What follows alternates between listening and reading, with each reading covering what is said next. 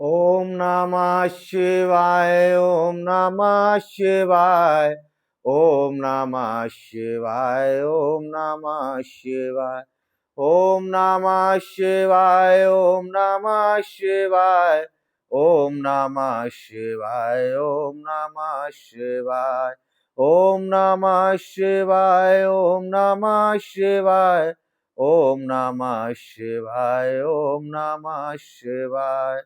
श्री गणेशाय नमः।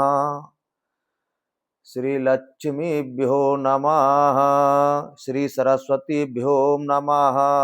श्री गायत्रीभ्यो नमः। श्री विष्णु नमः। श्री ब्रह्माय नमः। श्री शंकराय नमः। श्री माता पार्वती नमः। नंदी बाबा की जय। सभी संत भक्तन की जय। बोलो स्कंद महापुराण की जय। बोलो पवन कल्याणी गैया मैया की जय।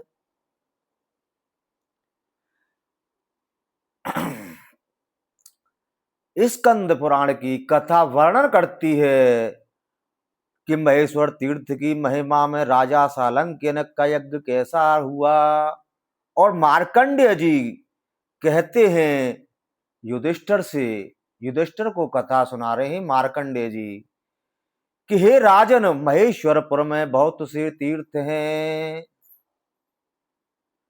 वहां से रौद्रवाणक तीर्थ जो एक कोश की भूमि है, इसके भीतर का स्थान शिव क्षेत्र कहा गया है। उसके भीतर का स्थान शिव क्षेत्र कहा गया है। जो वहां मृत्यु को प्राप्त होता है वह शिवलोक में आनंद का भागी होता है। वहां पितरों को तिल और जल की अंजलि देने से माता और पिता दोनों कुलों के पितृ महाप्रलय काल तक तृप्त रहते हैं। प्राचीन काल में ब्रह्मा जी के द्वारा वहां असंख्य उत्तम यज्ञ किए गए हैं। इंद्र ने वहां अनुष्ठान यज्ञ करके देवराज पद को प्राप्त किया है। कार्तवीर्य अर्जुन ने भी वहां पूर्व काल में 100 यज्ञ किए थे। राजन, पहले की बात है, अयोध्यापुरी में सूर्यवंशी राजा वैवस्व मनु, जो साक्षात भगवान सूर्य के पुत्र थे, चक्रवर्ती नरेश के पद पर प्रतिष्ठित थे। वे सदा यज्ञ और दान में तत्पर रहते थे। उनके शासन काल में उत्तमपुरी अयोध्या के भीतर मृत्यु, रोग और वृद्धावस्था का कष्ट किसी को भी नहीं था।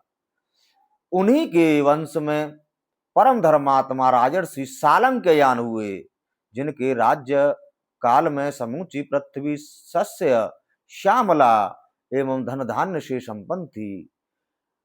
गौएं स्वयं की इच्छा अनुसार दूध देती थीं। एक समय अयोध्या के राज्य में 12 वर्षों तक वर्षा नहीं हुई।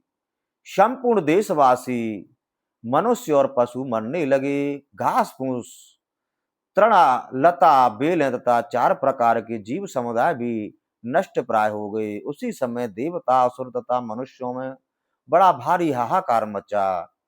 युधिष्ठिर अपने देश पर आई हुई इस आपत्ति को देखकर राजर्षि सालंक्यान को बड़ी चिंता हुई। उन्होंने सोचा, जन्म से लेकर अब तक मेरे द्वारा कोई पाप नहीं हुआ है। मैं सदा संसार सागर से पार उतारने वाले भगवान श्री हरि का पूजन करता हूँ। ब्राह्मण और ऋषि मुनियों को भी मैंने इच्छा अनुसार तृप्त किया है, तो भी मेरे राष्ट्र में यह विपत्ति क्यों आई। इस प्रकार विचार करते हुए राजा ने बृहस्पति के समान बुद्धिमान ब्रह्मवादी वशिष्ठ मुनि को भक्ति भाव से साष्टांग प्रणाम करके पूछा, ब्रह्मन, यह 12 वर्षों की अनावृष्टि क्यों हुई है। वशिष्ठ जी बोले, महाभाव, जन समुदाय में ब्रह्म ऋषि के वचन सुनकर उसी के अनुसार कोई उपाय करना चाहिए। तब राजा ने जनसभा में आसन पर बैठे हुए महर्षियों के पास जाकर अनावृष्टि का कारण पूछा। उनके पूछने पर महर्षि लोग इस प्रकार बोले, हे राजन, भूत और भविष्य काल के तत्व को जानने वाले गुरु एवं महात्मा मार्कंडेय मुनि के जानने वाले गुरु एवं महात्मा मार्कंड मुनि के आश्रम पर जाकर ब्राह्मणों के साथ इस प्रश्न पर विचार करो। वे मुनि जो जो धर्म बतावें वह तुम्हें पालन करना चाहिए। तदनंतर राजा सालंकियान ब्राह्मणों के साथ दिव्य रथ पर आरूढ़ होकर के नर्मदा के तट पर गए और वहां मुनियों के साथ बैठे हुए मुझ मार्कंडे को प्रणाम करके बैठ गए। तब मैंने उनसे कुशल मंगल पूछा। राजा सालंकियन बोले, ब्राह्मण, आज आपके चरणारविंदों का दर्शन करने से मैं सकुशल हूँ, परंतु मेरे राष्ट्र का भविष्य क्या होगा, यह चिंता मुझे सदा पीड़ित किए रहती है। मैंने कहा, प्रजा के कुमारगामी होने से देवताओं और ब्राह्मणों को कष्ट दे पहुंचाने तथा वर्णाश्रम धर्म का लोप करने से जो महान अधर्म होता है वह धर्म को हानि पहुंचाता है। अतः इस संकट से मुक्ति पाने के लिए तुम नर्मदा के तट पर आकर मुक्ति पाने के लिए तुम नर्मदा के तट पर आकर रुद्र यज्ञ करो और महादेव जी की विधि पूर्वक आराधना करो। इससे वर्तमान उपद्रव की शांति होगी। बादल इच्छा के अनुसार वर्षा करेंगे और पुनः सृष्टि का सारा कार्य पूर्ववत चलने लगेगा। तुम भी पाप दोष से छूट जाओगे तथा राज्य और स्वर्ग पाओगे। मुनि का यह वचन सुनकर राजा ने मुनियों सहित मुझे नमस्कार किया और कहा, महामुनि, आपने कृपा पूर्वक जो कुछ बताया है उसे मैं अपने ऊपर आपका बहुत बड़ा अनुग्रह मानता हूँ। यह कहकर राजा ने अयोध्यापुरी को संदेश भेजकर अपनी रानी और राजकुमारों को यज्ञ सामग्री के साथ वहीं बुलाया। उनके बुलाने पर महाराज की 1008 रानियां, राजकुमार तथा घर का काम काज करने वाले अन्य सभी लोग भी यज्ञ सामग्रियों सहित वहां उपस्थित हुए। तब राजा सालंकियान मुझे प्रणाम करके इस प्रकार बोले, मुने आज्ञा दीजिए, कहाँ यज्ञ आरंभ किया जाए। मैंने कहा, वैद्य पर्वत के पश्चिम भाग में यज्ञ धूप और यज्ञ मंडप निर्माण कराओ तथा यज्ञ की अन्य सब सामग्रियों का भी वहीं संग्रह कराओ।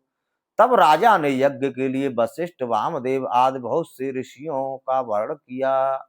यज्ञ मंडप में सोने के बड़े बड़े खंभे लगाए गए जिनसे वहां बड़ी बड़ी शोभा हो रही थी। कुंड, वेदी और श्रवा आदि सब स्वर्ण में थे। नाना प्रकार के भक्ष्य भोज्य पदार्थ तथा भांत भांत के रस किए गए थे। वेद पाठी ब्राह्मणों द्वारा देवताओं का आह्वान किया गया और पूजन किया। होम कुंड में अग्नि का आधान हुआ। धूम रहित अग्नि प्रज्वलित तो उठी। वेद मंत्रों के उच्चारण से आकाश गूंज उठा। आहुतियां दी जाने लगी। इस प्रकार विधि पूर्वक यज्ञ पूर्ण होने पर जब सब लोग अब अवव्रत स्नान के लिए नर्मदा में गए तब उसका जल सूखा दिखाई दिया। यह देख राजा की को बड़ा आश्चर्य हुआ। उन्होंने मुनिवर दुर्वासा जी से पूछा, यह क्या हुआ? वर्षा भी कहीं नहीं हुई और नर्मदा का जो पुराना जल था वह भी सूख गया, इसका क्या कारण है? राजा का प्रश्न सुनकर दुर्वासा बोले, राजन, जल तो कभी लोगों को अभिष्ट सभी लोगों को अभिष्ट है। तप, होम और वेद मंत्र ब्राह्मणों के अधीन है और यज्ञ का एवं दक्षिणा यजमान के अधीन। सो सब कुछ विधिवत संपन्न हुआ है। नर्मदा जल रहित हो गई और मेघ अभी तक पानी नहीं बरसाते। इससे हताश होने की आवश्यकता नहीं है। जो चली गई है उसे नर्मदा नदी के आने की बाट देखो। तब राजा ने नर्मदा की स्तुति प्रारंभ की। सुरेश्वरी तुम्हें नमस्कार है, शंकरात्मजे तुम्हें नमस्कार है। ईड़ा, पिंगला, उमा, गंगा, सरस्वती, वेद माता, गायत्री, सावित्री, सरस्वती, ब्रह्माणी, वैष्णवी और गौरी सब कुछ तुम ही हो। तुम्हें परम यशस्वनी लोक माता लक्ष्मी हो। पृथ्वी पर जितने भी तीर्थ बताए गए हैं वे सब तुमसे व्याप्त हैं। समस्त चराचर जगत तुम्हारे जल से व्याप्त है। जगत में ऐसा कोई स्थान नहीं दिखाई देता जो तुम्हारे जल से आवर्तन हो। तुम्हारे जल में स्नान करने मात्र से तृप्त होकर सब जीव परम गति को प्राप्त होते हैं। अमित तेजस्वी राजा के मुख से यह स्तवन सुनकर नर्मदा देवी ने उन्हें प्रत्यक्ष दर्शन दिया और कहा, राजन तुम्हारे मन में जो अभिलाषा हो उसके अनुसार वर मांगो। राजा ने कहा, देवी तुम 7 पूर्व के और 7 दूसरे प्रवाहों के अच्छे करो। नर्मदा बोली, राजन लो यह वरदान मैंने तुम्हें यथार्थ रूप से दे दिया। ऐसा कहकर सरताओं में श्रेष्ठ नर्मदा जल राशि से परिपूर्ण हो विस्तृत प्रवाहों से बहने लगी। राजा सालंकयान का यह अद्भुत कर्म देखकर सत्य धर्म परायण सभी महर्षि उनकी प्रशंसा करने लगे। तदनंतर उन सब ने नर्मदा में स्नान, अभयगान, जलपान और पितृ तर्पण किया। तत्पश्चात सर्वस्व दक्षिणा पाए हुए ब्राह्मणों ने यह यज्ञ समाप्त किया। जो जिस वस्तु की कामना करता उसे वही वस्तु दी जाती थी। तदनंतर शिवालय में जाकर समस्त मनोवांछित फलों को देने वाले देव पूजित माहेश्वर लिंग में स्थित भोग मोक्ष प्रदाता उमा महेश्वर का राजा ने विधि पूर्वक पूजन किया। पूजा में प्रत्येक उपचार ओम महेश्वराय देवाय संभवाय नमो नमः इस मंत्र से चढ़ाया गया। पूजा समाप्त होने पर राजा वहीं हाथ जोड़कर खड़े हो गए। तत्पश्चात नर्मदा देवी भगवान शंकर के चरण के नीचे से प्रकट हुई। उनका वह प्रवाह संपूर्ण देवताओं द्वारा पूजित हुआ। तदनंतर संतुष्ट हुए महादेव आदि सब देवता बोले, राजन तुम मनोवांछित वर मांगो। उनके ऐसा कहने पर राजा सालंकयान कहने ने कहा, देवताओं आप लोग कभी इस स्थान का परित्याग न करें। हमारे राष्ट्र में अनावृष्टि आदि दोषों से पीड़ित प्रजा का कष्ट दूर हो और वह सदा फलें फूलें। इसके सिवा इस स्थान पर आह्वानीय अग्नि स्वयं सदा विद्यमान रहे। देवताओं ने कहा, राजन तुमने जो कुछ कहा है वह सब पूरा होगा। ऐसा कहकर सब देवता वहां से अंतर ध्यान हो गए। राजा का राज्य पुनः वृद्धि को प्राप्त हुआ और इंद्र इच्छा अनुसार वर्षा करने लगे। वह यज्ञ पूरा करके राजा सालंकयान अपने मंत्रियों तथा अंतःपुर की रानियों के साथ देव निर्मित अयोध्यापुरी में लौट आए। हे युधिष्ठिर, इस प्रकार मैंने तुम्हें उमा महेश्वर तीर्थ का महात्म्य सुनाया है। बोलो हर हर महादेव, बोलो नर्मदा मैया की जय। और इधर मार्कंडेय जी अब युधिष्ठिर से श्वेत किंशुक आदि तीर्थों की महिमा का वर्णन कर रहे हैं। इस स्कंद पुराण की कथा कहती है कि मार्कंडेय जी कहते हैं कि हे युधिष्ठिर, अमरेश्वर के पूर्व भाग में स्थित श्वेत किंशुक नामक पाप नाशन तीर्थ का महात्म्य सुनो, जिसमें स्नान करने वाले मनुष्य स्वर्गलोक को प्राप्त होते हैं। वहां उत्तम सिद्धि प्रदान करने वाला श्वेत किंशुक नामक लिंग है तथा स्वर्ग रूपी फल प्रदान करने वाले ताटकेश्वर महादेव भी वहां विराजमान हैं। उसके बाद वर्ण नाम से प्रसिद्ध एक दूसरा पापनाशक तीर्थ है, जहां लोक में वर देने वाले त्र्यंबक महादेव विद्यमान हैं। उस तीर्थ के महात्म्य से गंडेश को स्वर्गलोक की प्राप्ति हुई थी। वहां गंडकेश्वर और शुक्लेश्वर लिंग प्रसिद्ध हैं। नर्मदा और दंतीवन का संगम सर्वत्र विख्यात है। वही सब सिद्धियों को देने वाला लिंगेश्वर लिंग है। बालकेश्वर और पूर्णकेश्वर लिंग भी वही हैं। नर्मदा के उत्तर तट पर उत्तम नर्मदापुर है। कपिशिला नाम से प्रसिद्ध एक तीर्थ है जो सब अनर्थों का निवारण करने वाला है। वही सिद्धेश्वर तथा नाड़केश्वर लिंग है। नृप श्रेष्ठ युधिष्ठिर तदनंतर वैद्यरु पर्वत से पश्चिम दिशा की ओर जाए। वहां शशबी और नर्मदा का संगम है, जो सब पापों का नाश करने वाला है। वही भोग और मोक्ष प्रदान करने वाला ससंबेश्वर लिंग है, जो तीनों लोकों में विख्यात है। वह गर्दभी की योनि से छुटकारा दिलाने वाला है। यही मंडलेश्वर नामक तीर्थ और लिंग है, जहाँ मांडलिक नरेश, अजापाल और मनु सिद्धू को प्राप्त हुए हैं। वहां यज्ञ करके मनुष्य फिर से संसार में जन्म नहीं लेता। वहां तिल और जल देने तथा पिंडदान करने से जब तक चंद्रमा और सूर्य की सत्ता है, तब तक पितरों को तृप्ति बनी रहती है। वहां जो दान किया जाता है, उसके पुण्य की कोई संख्या नहीं है। वहां से कांतारक तीर्थ में जाए, जो सब तीर्थों में श्रेष्ठ और शुभ है। वहां स्नान करने वाले स्वर्ग में जाते हैं और मरने वाले मोक्ष पाते हैं। त्रेता युग में रघुवंशी राजकुमार श्री राम और लक्ष्मण मिथिलेश कुमारी सीता के साथ यहाँ आकर नर्मदा के पार हुए थे।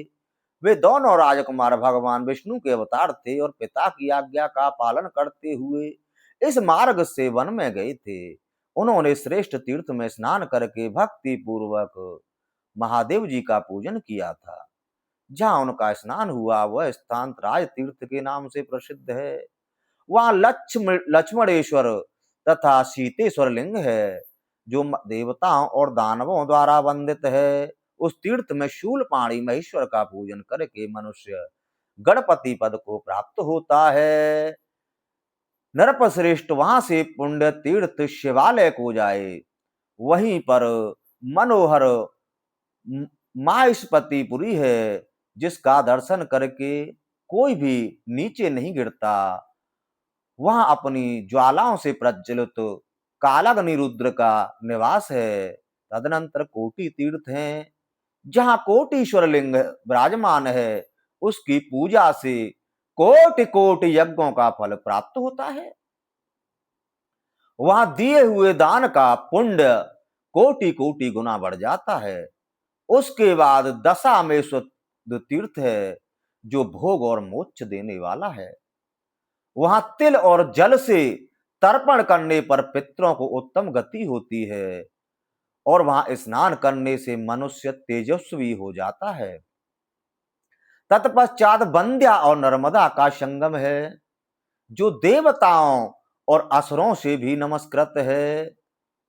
राजेंद्र, उस संगम में मुनकेश्वर लिंग है, जिसका दर्शन केवल योगियों को होता है। साधारण मनुष्य उसे नहीं देख पाते। नर्मदा के दक्षिण तट पर चंडीश्वर, उड़गिड़ेश्वर और बकेश्वर लिंग हैं, जहां बगले स्वर्ग को प्राप्त हुए हैं। गंगा वह नाम वाला एक तीर्थ है, जहां सब सिद्धियों को देने वाला एक शिवलिंग है। उस निर्मल शिवलिंग का नाम आंगरेश्वर जानना चाहिए। इसके बाद सोम तीर्थ और शुक्ल तीर्थ हैं, फिर निरस तीर्थ है और ध्रुव तीर्थ हैं। हे युधिष्ठिर, इन सब के सिवा वहां और भी अनेक सहस्त्र यानी हजारों तीर्थ हैं। पिपीलिका तीर्थ भोग और मोक्ष देने वाला है। वहां पूर्व से पश्चिम तक कोस तक की भूमि में 15,000 तीर्थ हैं, जो ऋषियों और देवताओं के द्वारा सेवित हैं। वहां जो दान और होम आदि किया जाता है, उसके पुण्य की कोई संख्या नहीं है। जो वहां मृत्यु को प्राप्त होता है, वह सब पापों से मुक्त हो उमा महादेव के लोक में आनंद भोगता है। अतः मनुष्य को जो उचित है कि वह शांति चित्त होकर महादेव जी का पूजन करे और सदा सबके प्रति मैत्री और करुणा का भाव बनाए रखे। राजन, पुण्यवान पुरुषों में ही मैत्री और मुदिता होती है। सब प्राणियों में पुण्यवानों का ही सुख होता है। यह विचार कर पुण्य के लिए यत्न करे। जो पुण्य क्षेत्र नहीं है, ऐसे स्थान पर किया हुआ पुण्य क्षम होता है और जितना किया जाता है उतना ही रहता है। परंतु जहां नर्मदा का संगम हो, वहां का थोड़ा सा ही भी पुण्य असंख्य हो जाता है। अन्य स्थानों पर किया हुआ पाप पुण्य क्षेत्र में नष्ट हो जाता है। किंतु यदि पुण्य क्षेत्र में पाप किया जाए तो वह वज्रलेप हो जाता है।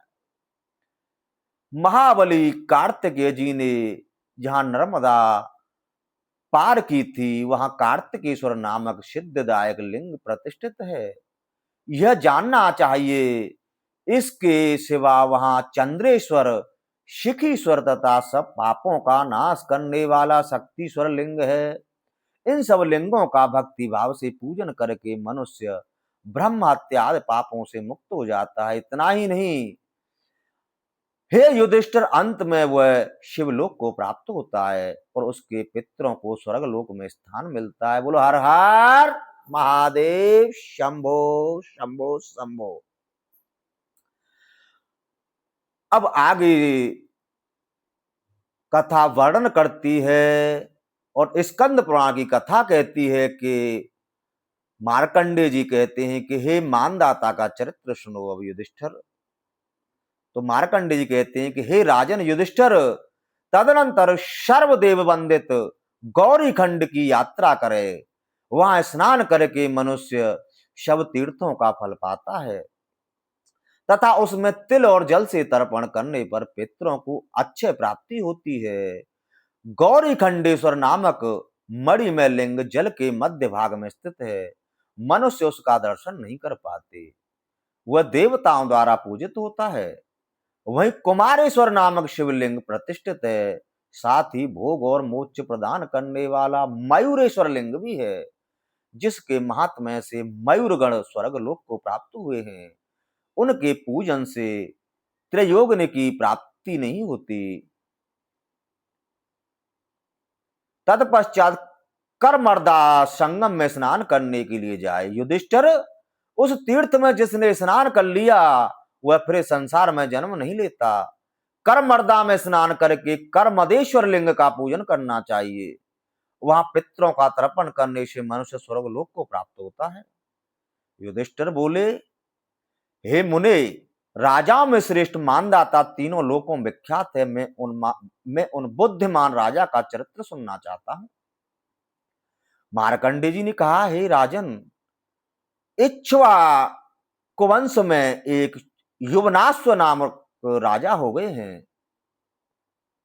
वे राजर्षि बहुत समय तक संतान ही नहीं रहे। तब उन्होंने अपनी राज्य मंत्रियों के अधीन करके वन में प्रवेश किया और शास्त्रोक्त विधि से अपने मन का संयम करके फल मूल का भक्षण करते हुए बड़ी भारी तपस्या की। एक दिन की बात है, वे राजा प्यास से विकल हो गए, परेशान हो गए, उनका गला सूखने लगा। तब वे पानी के लिए आश्रम के भीतर गए। रात्रि का समय था, सब लोग सो गए थे, अतः उनके मांगने पर भी किसी ने उनकी बात नहीं सुनी। किसी शक्तिशाली ऋषि ने उन्हें राजा यवनाश्व को पुत्र की प्राप्ति के लिए मंत्रों से अभिमंत्रित करके एक जल पूर्ण कलश स्थापित कर रखा था। प्यासे हुए राजा बड़े वेग से दौड़े और उसी जल को पीकर सो रहे। प्यास से व्याकुल राजा उस शीतल जल को पीकर बहुत सुखी हुए। तदनंतर मुनियों को यह बात मालूम हुई। उन्होंने कुपित होकर पूछा, किसने कलश का जल पी लिया है? यमुनाश्व ने कहा, महात्माओं, यह काम तो मैंने ही किया है। तब महर्षि भार्गव ने कहा, राजन, यह जल तुम्हारे पुत्र होने के उद्देश्य से तपस्या से संचित एवं अभिमंत्रित करके रखा गया था। इससे महाबलवान एवं तपोबल से युक्त सर्वधर्म परायण पुत्र का जन्म हो। इस संकल्प से मंत्र युक्त विधि के द्वारा इस जल का संस्कार किया गया था। यह तुम्हारे लिए पीने योग्य नहीं था। आज तुम्हारे द्वारा जो कार्य हुआ है वह अवश्य ही प्रारब्ध से प्रेरित है। महाराज, इस जल को पीने से तुम गर्भवान हो जाओगे। तदनंतर 100 वर्षों के पश्चात राजा यवनाश्व की बाई कुक्षी फाड़कर सूर्य के समान तेजस्वी पुत्र उत्पन्न हुआ, तो भी राजा की मृत्यु नहीं हुई। उस समय महातेजस्वी इंद्र उस बालक को देखने के लिए आए। देवता पूछने लगे, देवराज, यह किसका दूध पिएगा? इंद्र बोले, ऐस माधा धाता, यह मुझे भी पान करेगा। ऐसा कहकर उन्होंने बालक के मुंह में अपनी तर्जनी अंगुली डाल दी। बालक के मुंह में अपनी तर्जनी अंगुली डाल दी। बालक बड़े हर्ष के साथ उस अंगुली का अमृत रस पीने लगा। तत्पश्चात इंद्र ने उसका मानदाता यह सार्थक नाम रख दिया। इस प्रकार बालक मानदाता 16 वर्षों तक इंद्र की तर्जनी पी पी कर बढ़ता रहा। उसे आयुर्वेद आदि दिव्य शास्त्रों का ज्ञान केवल उनके चिंतन से ही हो गया। आज गव नामक धनुष सिंह के बाण और अभेद कवच ये तत्काल उनके पास स्वतः उपस्थित हो गए। इंद्र ने समस्त देवताओं के साथ मानदाता का राज्य अभिषेक किया। महाराज युधिष्ठिर, मानदाता ने धर्म से संपूर्ण लोकों को उसी प्रकार व्याप्त कर लिया जैसे भगवान विष्णु ने अपने 3 पगों से त्रैलोकी को नाप लिया था। उन महात्मा का शासन चक्र अपवर्तित गति से चलता था। सैकड़ों राजा स्वयं उनकी सेवा में उपस्थित हुए। इस प्रकार उनकी समूची पृथ्वी पर एक छत्र अधिकार था। उन्होंने प्रचुर दक्षिणा वाले अनेक प्रकार के अधिकार प्राप्त किए। उन्होंने प्रचुर दक्षिणा वाले और अनेकों प्रकार के यज्ञों द्वारा भगवान का यजन किया। उन प्रसन्न चित्त परम बुद्धिमान और अमित तेजस्वी नरेश ने अतिशय धर्म का अनुष्ठान करके इंद्र के आदि सिंहासन को प्राप्त किया था। उन महात्मा का राज्य 10 करोड़ वर्षों तक चलता रहा। एक समय 12 वर्षों तक वृष्टि नहीं हुई। उस समय मानदाता ने वज्रपाणी इंद्र के देखते देखते अपने राज्य की खेती को बढ़ाने के लिए बलपूर्वक वर्षा करवा ली। वही महाराज मानदाता यह देवस्थान है। उन्हीं के पुण्यतम देश में अमरकंटक पर्वत देखा जाता है। उन्होंने अमरकंटक पर ओमकारेश्वर शिव के आगे 100 यज्ञों का अनुष्ठान करके इस प्रकार स्तवन किया। जगत की उत्पत्ति करने वाले परमेश्वर, मानदाता कह रहे हैं कि हे जगत की उत्पत्ति करने वाले परमेश्वर, आप ही काल गति के प्रवर्तक हैं। हे देवादिदेव महादेव, आप ही संसार स्वरूप और संसार का संहार करने वाले हैं। आपको इस सेवक का नमस्कार है। ओम महादेव जी को नमस्कार है। भगवान शंभु और भव को नमस्कार है। 3 नेत्र और 3 मूर्ति धारण करने वाले तीनों लोकों के स्वामी, आपको नमस्कार है। काल रहित, जरा रहित और मृत्यु रहित आपको बारंबार नमस्कार है। जो लोग प्रतिदिन आदिदेव भगवान ओमकारेश्वर का ध्यान करते हैं, उनकी संसार समुद्र में पुनरावृत्ति नहीं होती, यानी वो दोबारा जन्म नहीं लेते हैं।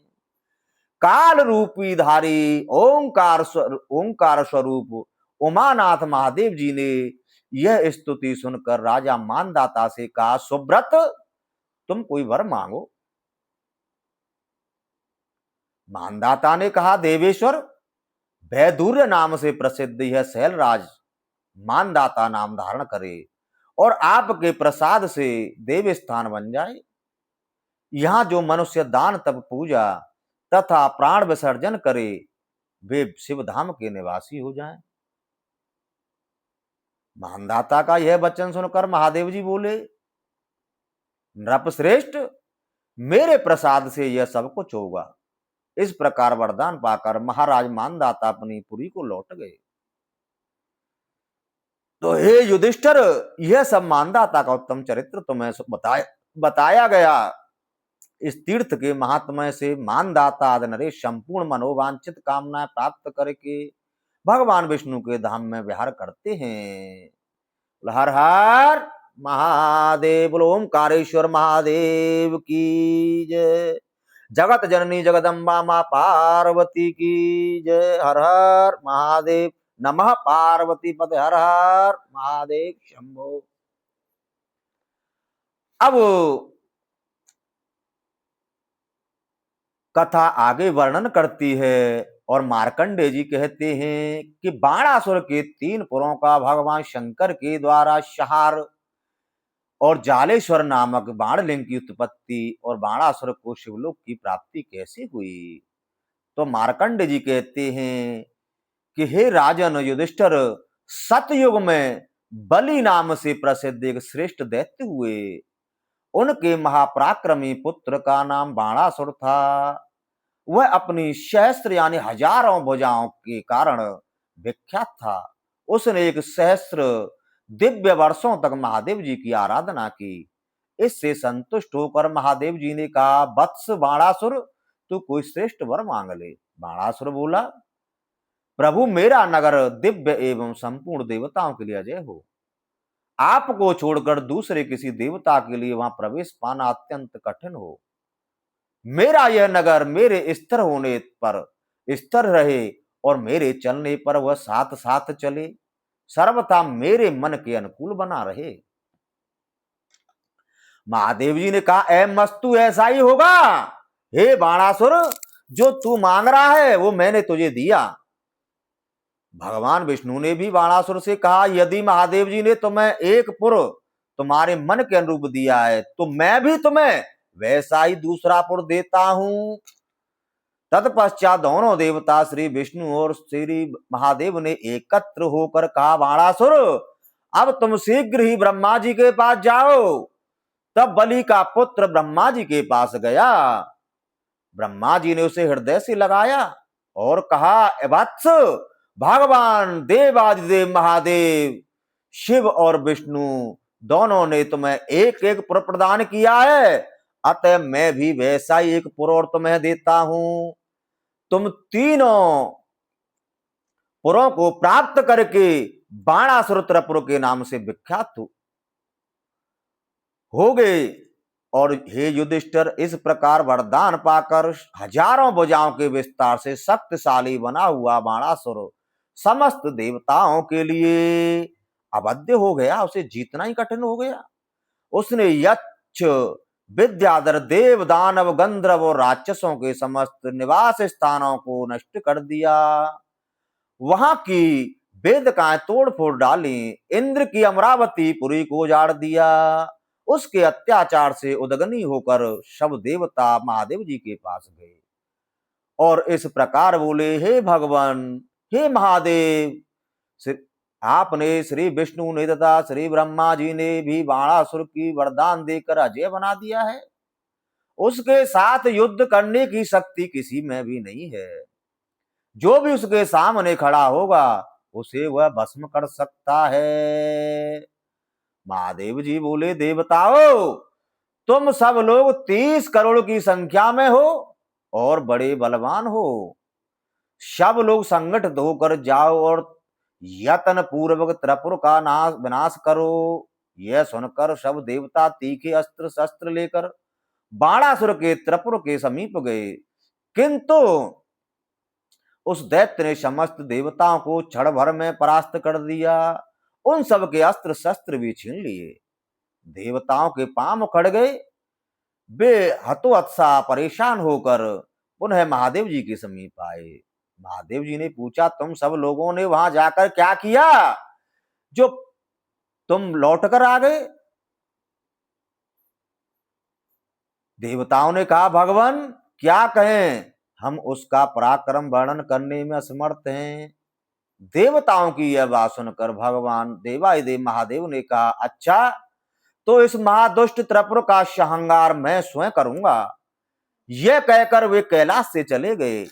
जहां त्रिपुरासुर का था वहां जा पहुंचे। उनके साथ देवी पार्वती भी थी। चंडेश्वर, नंदी, महाकाल, महेश्वर, वृष, भृंगऋटि, विघ्नेश, गणेश, स्कंद, महावीर, पुष्पदंत, घंटाकर्ण, महोदर, गोमुख, हस्तिकर्ण, स्थूलजंग और ब्रकोदर, ये 15 पार्षद भी भगवान शिव के साथ गए। वे सब के सब महादेव जी के तुल्य पराक्रमी थे। जहां महान क्षेत्र स्वरूप श्री शैल नाम का सिद्ध पर्वत है, वहीं उठ ठहर कर महादेव जी ने देवी से कहा कि हे उमा प्रिय, यही त्रपरासुर को मारना उचित होगा। ऐसा कहकर भगवान शंकर ने उस पर्वत को अपना प्रधान निवास स्थान बनाया और व्यापक विराट रूप धारण करके पिनाक नामक धनुष हाथ में लिया। फिर एक पैर से पाताल को और दूसरे से ब्रह्मांड को दबाया तथा त्रपरासुर की उल्लक्ष्य बांधकर अघोर नामक बाण का प्रहार किया। उस अस्त्र से दग्ध होकर त्रपुर के तीनों खंड हो गए और जर्जर करके शिव जी ने नर्मदा के जल में गिरा दिया। वहां गिरने पर 7 पातालों का भेदन करके रसातल को चला गया। इससे वहां जालेश्वर नामक तीर्थ प्रकट हुआ, जो तीनों लोकों में विख्यात है। जालेश्वर देव का पूजन करने से मनुष्य ब्रह्म हत्या से छुटकारा पा सकता है। बोलो जालेश्वर महादेव की जय। और कोटि सहस्त्र कल्पों तक भगवान शिव के धाम में सुखपूर्वक निवास करता है। जो वहां स्नान करते हैं वे तो स्वर्ग में जाते हैं, और जो मृत्यु को प्राप्त होते हैं उनका पुनर्जन्म नहीं होता। हे युधिष्ठिर, वहां तिल और जल से तर्पण करना तथा पिंडदान देने से जब तक भगवान शंकर नर्मदा जी स्थित हैं तब तक पितृ तृप्त रहते हैं। कालाग्नि रुद्र के समान प्रज्वलित त्रिपुरानाशक अघोर शास्त्र को नर्मदा के सिवा दूसरा कौन धारण कर सकता है। इस प्रकार अघोर शास्त्र से छूटा हुआ बाण जाल ही जालेश्वर नामक बाण लिंग कहलाया। अपने तीनों पुरों के नष्ट होने पर बाणासुर भयभीत हो भगवान शिव की इस प्रकार स्तुति करने लगा।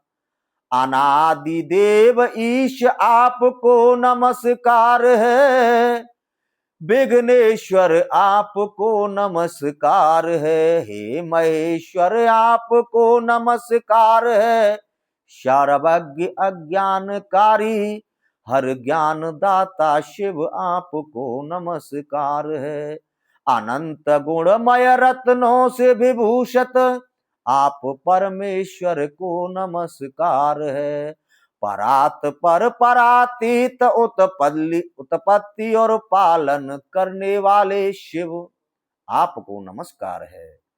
सब प्रयोजनों की सिद्धि के साधन भूत विश्वनाथ आपको नमस्कार है। धनंजय निराधार स्वभाव से ही उपद्रव रहित आपको नमस्कार है। सदा प्रसन्न रहने वाले परमेश्वर आप संपूर्ण योगों के स्वामी हैं, आपको नमस्कार है। भूतनाथ जगन्नाथ सर्वाधार आपको नमस्कार है। सृष्टि संहार मोक्ष और 7 पातालों के आश्रय आपको नमस्कार है। त्रिनेत्र और त्रिशूल धारण करने वाले त्रिलोक स्वरूप आपको नमस्कार है। चंद्रशेखर देवता और असुर दोनों आपके चरणों में नतमस्तक होते हैं, आपको नमस्कार है। महाप्रभु, मैंने अपनी जिह्वा की चपलता के कारण आपके विषय में कुछ कहने की धृष्टता की है, आप उसे क्षमा करें। आपके गुणों का वर्णन करने में कौन समर्थ है। मार्कंडेय जी कहते हैं कि हे युधिष्ठिर, बाणासुर द्वारा की हुई इस स्तुति को सुनकर भगवान शिव उस पर प्रसन्न हो गए और इस प्रकार बोले, दैत्यराज, शेभापराधे जनित तुम्हारा यह दोष क्षमा किया गया, तुम कोई वर मांगो। बाणासुर बोला, देव, हे महादेव, देवों के देव, मैं अपने परिवार सहित इस शरीर से आपके उस परम धाम को जाऊं जहां पुनर्जन्म का भय नहीं हुआ है। बाणासुर का यह वचन सुनकर महादेव जी ने कहा, दैत्यराज, तुम मेरी भक्ति के प्रसाद से मेरे समीप निवास करोगे। तत्पश्चात वह दिव्य विमान पर आरूढ़ हो महादेव जी के प्रसाद से उन्हीं के लोक में चला गया। हर हर महादेव। अब स्कंद पुराण की कथा वर्णन करती है और मार्कंडेय जी कहते हैं अर्जुन से, बस युधिष्ठिर से, कि अमरकंटक और यज्ञ पर्वत श्रेष्ठ तीर्थ एवं लिंग राजा इंद्रधुम्न का यज्ञ और उन्हें भी देवों का वरदान कैसे प्राप्त हुआ। तो मार्कंड जी कहते हैं, हे युधिष्ठिर, अमरकंटक पर्वत पर शव और अत्यंत गुप्त पुण्य का निवास है। उस गिरि श्रेष्ठ से लेकर नर्मदा नदी तक शव तीर्थ अत्यंत पवित्र माने गए हैं। अमरकंटक से उत्तर भाग में यज्ञ पर्वत है, जो विंध्याचल का कनिष्ठ पुत्र और पर्यंक पर्वत का भाई है। पूर्व काल में ब्रह्मा जी ने वहां सौत्रामणि नामक यज्ञ किया था और इंद्र ने भी उसी पर्वत पर अश्वमेध यज्ञ का अनुष्ठान किया था। महर्षि दधीच तथा अन्य देवता ने वही बड़े बड़े यज्ञों का अनुष्ठान किया है। उसी यज्ञ पर्वत से चतु नाम की एक महानदी निकली है, जो नर्मदा में जाकर मिली है। वहां संगम वह सिंगम विश्वास विश्व विख्यात तीर्थ है। उसके तट पर पीले रंग के कुश पृथ्वी पर फैले हैं। उनसे श्राद्ध करने पर वे पितरों को मोक्ष दान देने वाले हैं। जहां चतु और नर्मदा का संगम है और जहां यज्ञ पर्वत है, इन दोनों के बीच की भूमि में जो श्राद्ध का अनुष्ठान करता है, उसके पितृ पुण्य तृप्त होते हैं। जो वहां स्नान और सिद्धेश्वर एवं चतुकेश्वर लिंग की परिक्रमा करता है, उस मनुष्य की लोक में पुनः गणना नहीं होती, वह मुक्त हो जाता है। हे युधिष्ठिर, वहां महादेव जी संगम में स्थित हैं। मनुष्य उनका दर्शन नहीं कर पाते। देवता, असुर और नाग कन्याओं द्वारा उनका पूजन किया जाता है। स्वर्ण नाम से प्रसिद्ध एक जितेंद्रिय महर्षि थे। उनकी पतिव्रता धर्म पत्नी का नाम पुरुहूता था। वे दोनों दंपति नैमिषारण्य में निवास करते थे। एक दिन पूर्व काल में ऋतु स्नाता होने पर पुरुहूता ने अपने पति को प्रसन्न करके कहा, महामुनि, आज मेरे साथ सहवास कीजिए, जिससे मुझे संपूर्ण वंश को पवित्र करने वाला पुत्र प्राप्त हो। पुत्र के द्वारा मनुष्य पुण्य लोकों पर विजय पाता है। पुत्र से देवता और पितृ प्राप्त होते हैं। अतः आप पुत्र उत्पन्न करें। ब्राह्मण ने कहा, प्रिय, आज अमावस्या है, इसमें मैथुन का निषेध किया गया है, अतः आज यह नहीं करना चाहिए। पितरों के लिए तो आज के दिन मैथुन विशेष रूप से वर्जित है। जो अमावस्या के दिन ऋतु काल में भी पत्नी संगम करता है, पितृ उसका मांस भोजन करते हैं। उनके इस कथन से पत्नी को संतोष हो गया और दोनों शिव आराधना में तत्पर हो गए। नीलगंगा के पश्चिम, नर्मदा के उत्तर व्यतिपातेश्वर नामक शिवलिंग है, जो परम सिद्धि देने वाला है। उसे साक्षात जगदीश्वर सोमनाथ का ही स्वरूप समझो। वहां सावित्री और सप्त ऋषियों ने तपस्या की थी। नर्मदा के तट पर सावित्री कुंड एक विख्यात तीर्थ है। वहां स्नान करने मात्र से मनुष्य को कन्यादान का फल प्राप्त होता है। वहां तिल सहित जल देने और अन्नदान करने से पितृ सावित्री लोक में रहकर तृप्ति लाभ करते हैं। पातालेश्वर नाम से प्रसिद्ध देवताओं के स्वामी जगदीश्वर सोमनाथ का पूजन करके सब लोग शिव धाम को प्राप्त होते हैं। सावित्री कुंड में स्नान करके उसी के जल से भगवान सोमनाथ का पूजन करे। इससे उस मनुष्य का पुनः इस संसार में जन्म नहीं होता। मार्कंड जी कहते हैं, हे युधिष्ठिर, सूर्य वंश में इंद्रधुम्न नाम से प्रसिद्ध एक राजा हो गए हैं, जो अयोध्या के अधिपति थे। उन्होंने पर्वत, वन और काननों सहित संपूर्ण पृथ्वी का पालन किया था। उनके राज्य काल में चारों वर्णों के लोग स्वधर्म पालन में तत्पर थे। प्रत्येक धेनु इच्छा अनुसार दूध देने वाली कामधेनु थी और पृथ्वी हरी भरी खेती से सुशोभित होती थी। एक दिन राजर्षि इंद्रधुम्न ने महर्षि वशिष्ठ से पूछा, महामुनि, मैं अश्वमेध यज्ञ करना चाहता हूं, सो किस तीर्थ में उसका अनुष्ठान करूं? वशिष्ठ जी बोले, राजन, वेद वेत्ता ब्रह्म ऋषिगण आपको जैसी सम्मति दें, उस प्रकार ब्राह्मण ऋतजों द्वारा आपको यज्ञ का अनुष्ठान करना चाहिए। उस समय राजसभा में मरीच, कश्यप, अंगरा, गौतम, दुर्वासा, च्यवन, धूम्र, महामुनि, कंडव तथा और भी बहुत से उत्तम व्रत का पालन करने वाले मुनीश्वर बैठे थे। महाराज इंद्रदुम्न ने उन सब से पूछा, किस तीर्थ में किसका क्या हुआ यज्ञ मनोवांछित फल देने वाला होता है? ऋषि बोले, राजन, इस कार्य के लिए ऋषियों ने अनेक भिन्न भिन्न तीर्थों को श्रेष्ठ बताया। यह सुनकर दुर्वासा ने हंसते हुए कहा, राजन, ब्राह्मण ज्ञान की अधिकता से ज्येष्ठ माने जाते हैं। क्षत्रियों में जिसका बल और पराक्रम अधिक हो वही श्रेष्ठ माना गया है। वैश्यों का श्रेष्ठत्व धन और धान्य की अधिकता पर निर्भर है तथा शूद्र जन्म और आयु के अनुसार ही श्रेष्ठ माने जाते हैं। 7 कल्पों तक जीवित रहने वाले तीनों वेदों के ज्ञाता त्रिकालज्ञ महर्षि मार्कंडेय जी के रहते हुए धर्म का निरूपण एवं निश्चय करने की शक्ति किसमें है? महाराज, आप नर्मदा के तट पर विद्यमान धर्मारण्य में जाइए। वहां मार्कंडेय जी जहां बताम है उसी स्थान पर अपना यज्ञ प्रारंभ करें। देवर्षि, आप जैसा कहते हैं वैसा ही करूंगा।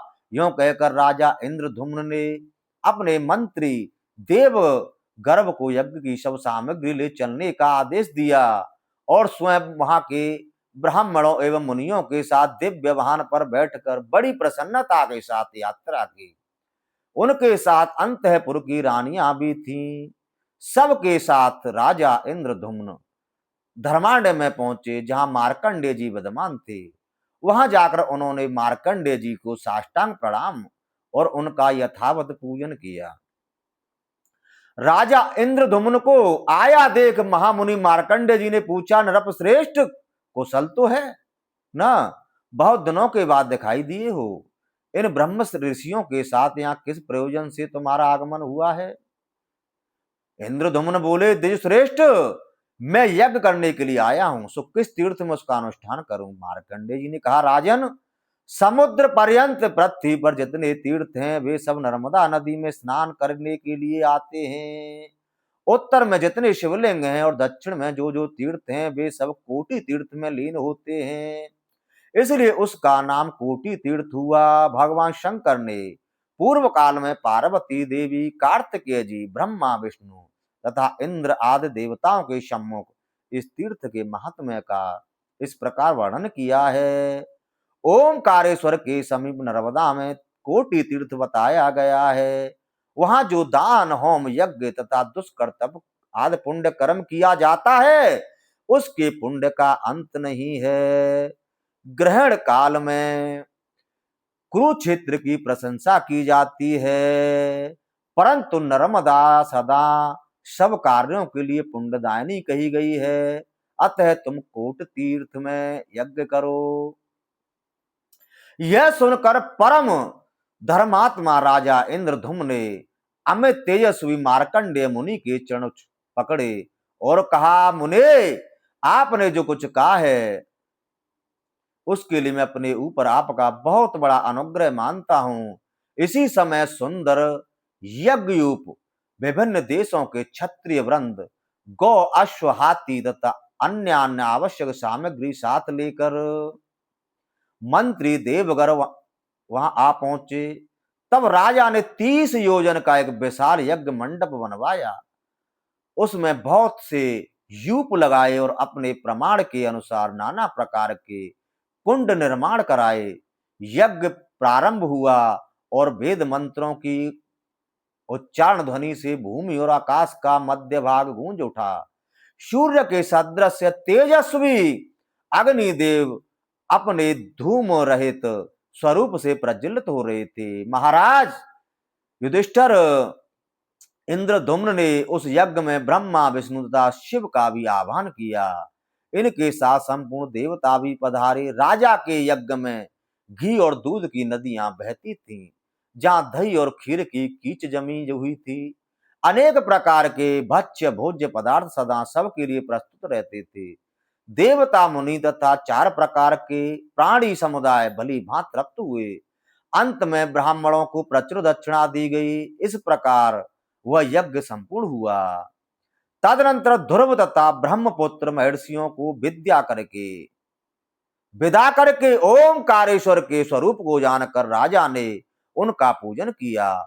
मणिमाणक के आदि रत्नों से पहले ओमकार लिंग को विभूषित किया। फिर गंध, नाना प्रकार के धूप, कपूर, अगर, चंदन, ध्वज, छत्र, वितान, व्यजन और दिव्य चामरों से पूजन संपन्न करके इस प्रकार स्तुति की। जिस बिंदु युक्त ओमकार का योगी जन सदा ध्यान करते हैं तथा जो ओमकार स्वरूप काम और मोक्ष देने वाले हैं, उनको बार बार नमस्कार है। ब्रह्मा, विष्णु तथा इंद्र को भी वर देने वाले सर्वदेवमय शिव आपको नमस्कार है। रुद्र, पृथ्वी से सुशोभित होने वाली जो आपकी कल्याणमयी अघोर सौम्य मूर्ति है, उसके द्वारा आप मुझ पर कृपा कीजिए। आपके सब ओर हाथ और पैर हैं, सब ओर नेत्र, सिर और मुख हैं। लोक में सब ओर आपके कान हैं तथा आप सबको व्याप्त करके स्थित हैं। आपको नमस्कार है। इस प्रकार स्तुति करने पर ओंकार लिंग के मध्य भाग में एक दूसरा लिंग दिखाई दिया, जो प्रज्वलित कालाग्नि के समान कांतिवान था। उसने इंद्रधुम्न से कहा, राजन, तुम्हारा कल्याण हो। तुम्हारे मन में जो कामना हो उसके लिए वर मांगो।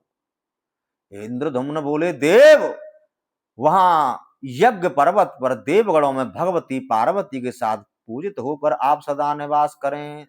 देव देवेश्वर इस तीर्थ में जो प्राण त्याग करे वह शिवलोक में जाए। ओमकारेश्वर बोले, नृपश्रेष्ठ, तुम्हारा यह सब कामना पूर्ण हो। इतना कहकर वे वही अंतर ध्यान हो गए। उन्हीं के साथ अन्य अन्य देवता भी अपने अपने स्थान को चले गए।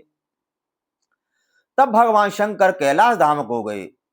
राजा इंद्रधुम्न ने वहां 4 प्रकार के प्राणियों को सुनाकर कहा, तुम सब लोग मेरे यज्ञ के प्रभाव से निरोग हो जाओ और सभी तृप्त रहो। तत्पश्चात राजा इंद्रधुम्न ने साष्टांग प्रणाम करके भगवान विष्णु की स्तुति की।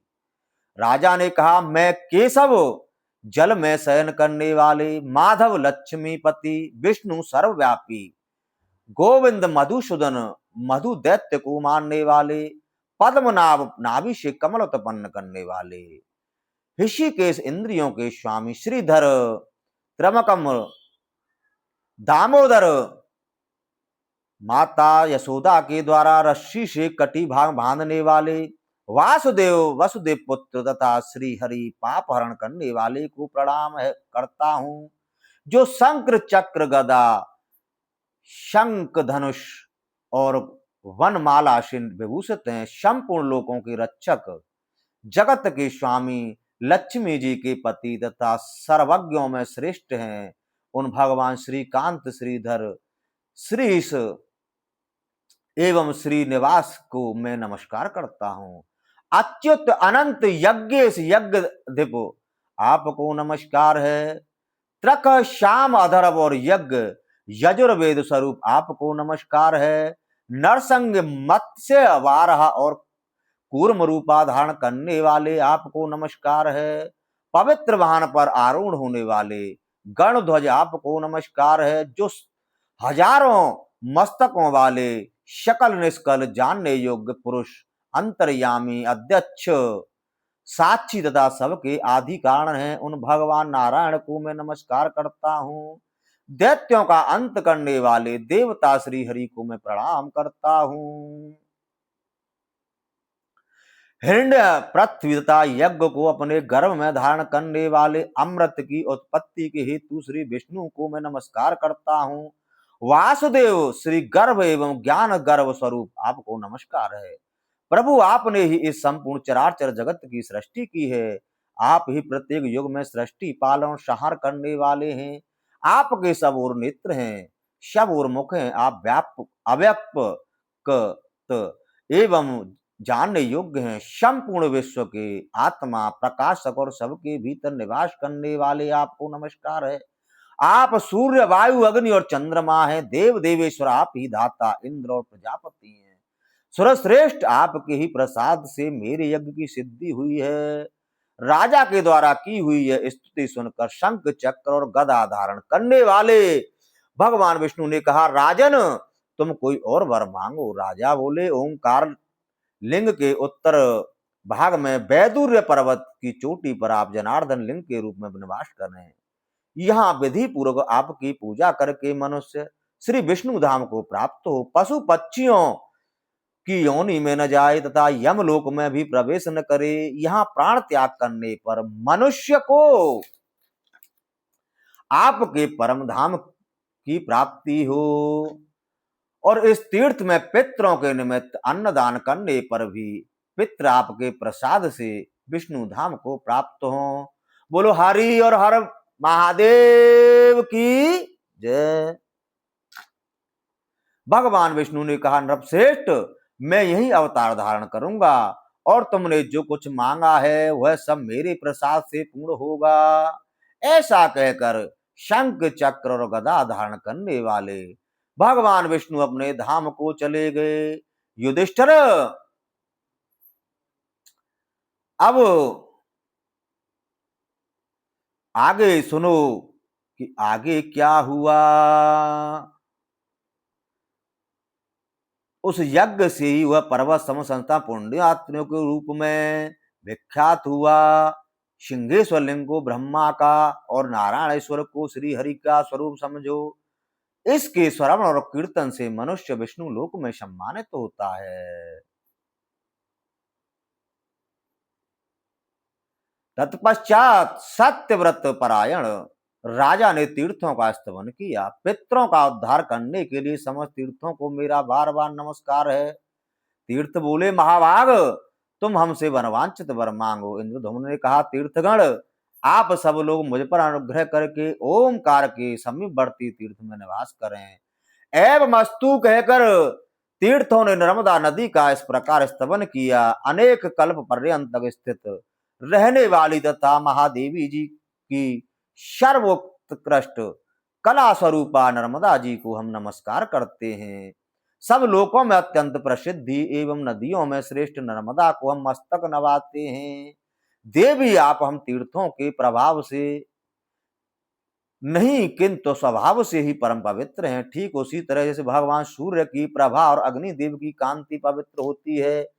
नर्मदा की स्तुति करके तीर्थों ने इंद्रधुम्न से कहा, राजेंद्र जैसे चंद्रमा की कला पवित्र होती है उसी प्रकार महानदी नर्मदा भी है।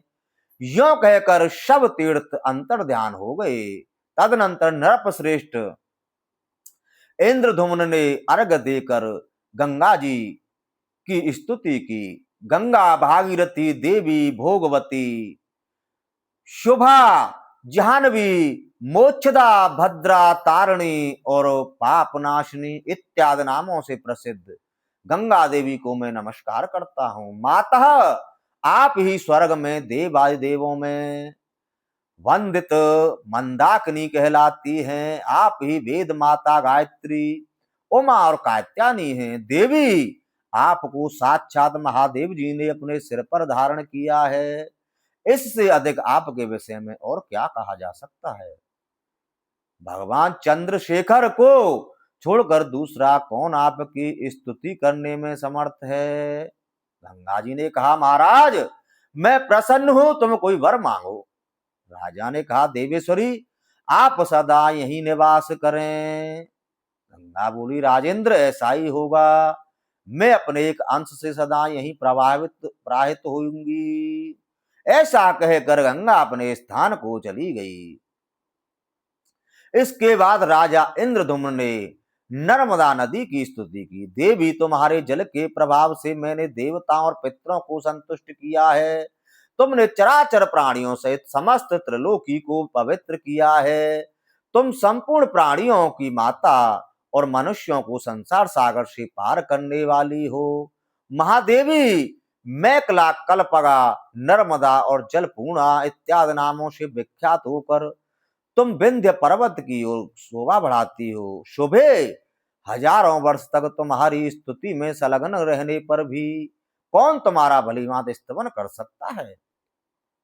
इस स्तोत्र से संतुष्ट होकर नर्मदा ने कहा, राजन तुम क्या चाहते हो कहो, मैं तुम्हें वर दूंगी, जिससे सिद्धि को प्राप्त करोगे होगे।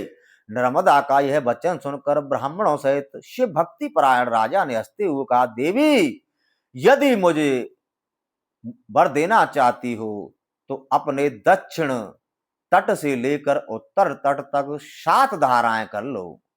नर्मदा बोली, राजन मेरे प्रभाव और प्रसाद से यह सब हो जाएगा।